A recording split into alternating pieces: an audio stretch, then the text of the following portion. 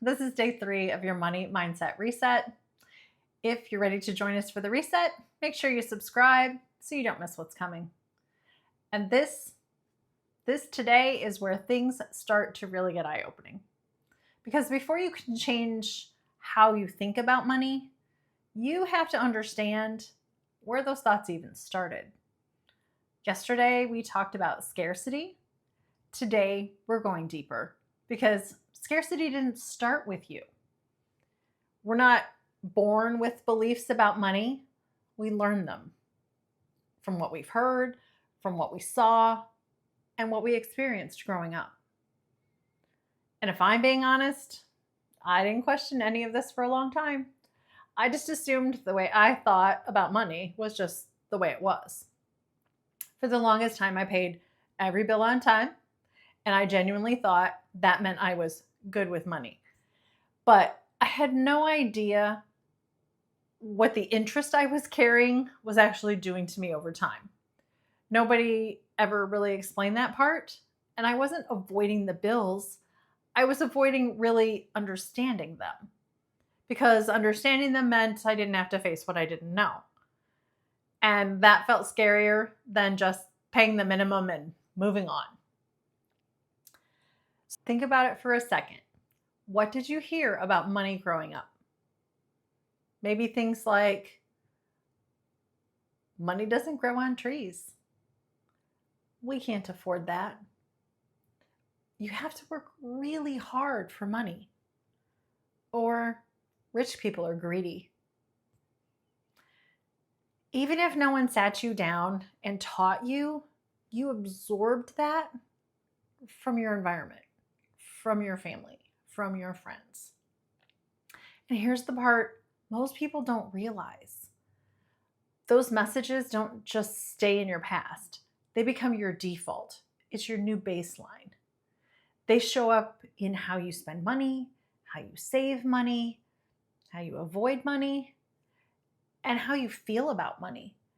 They show up in guilt when you spend, in fear when you think about the future, and avoidance when things start to feel overwhelming. For me, it showed up as not really wanting to look closely at my finances. Like, if I didn't look at it, I didn't have to feel it. And I didn't even realize I was doing that. But not looking closely means a lot of things can be happening that you aren't acknowledging.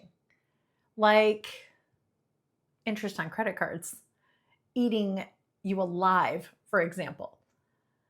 But the moment you start noticing those patterns, everything begins to change because here's the truth.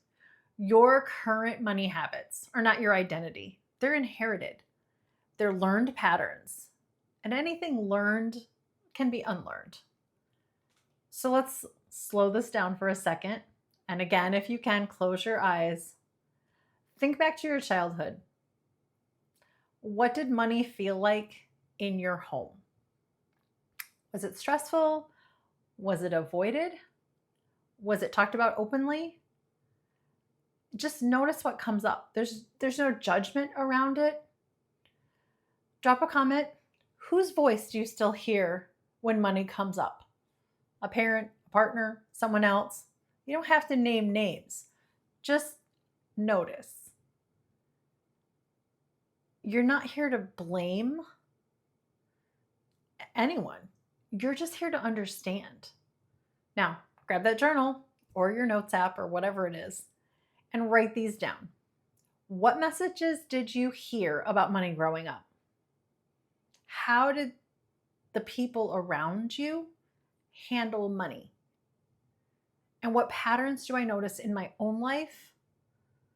Now, take your time with this because this is where things start connecting. You're finding patterns right now. And today I want you to start catching your thoughts. When a money thought comes up, pause and ask yourself, is this actually true? Or is this something that I learned from somebody else? And that one question changes a whole lot of things. Because once you see the pattern, you're no longer controlled by it. there's a lot more to unpack as we reset our relationship with money. You have more control than you think. You've got this. I'll see you tomorrow for day 4, where we'll talk about the one thing that decides how much money you'll allow yourself to have. I'll see you then.